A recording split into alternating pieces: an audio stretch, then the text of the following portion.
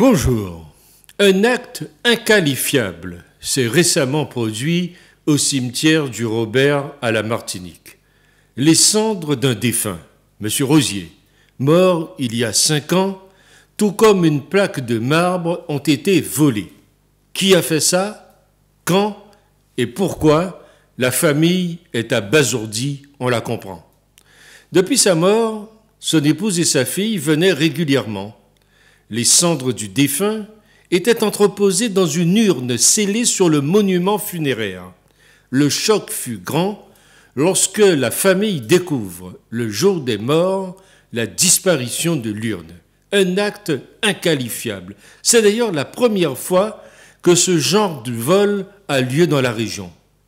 Les cendres humaines, faut-il le rappeler, sont intimement liées à la personne et ne sont pas assimilables à un bien. En conséquence, il ne s'agit pas là d'un vol, mais bien d'un enlèvement.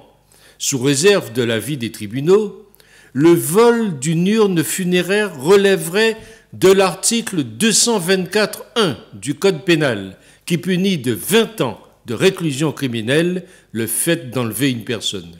Par ailleurs, toujours selon cette loi, la violation et la profanation d'une sépulture ou d'une urne funéraire est passible de 15 000 à 30 000 euros d'amende.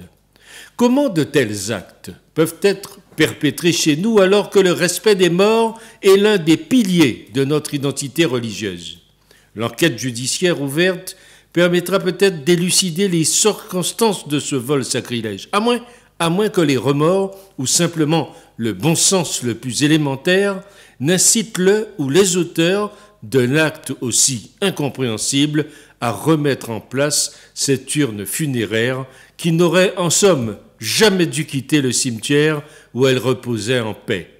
Le respect du corps ne cesse pas avec la mort et les restes des personnes décédées, y compris les cendres humaines, doivent être traités avec respect, dignité et décence. C'est ce que je crois.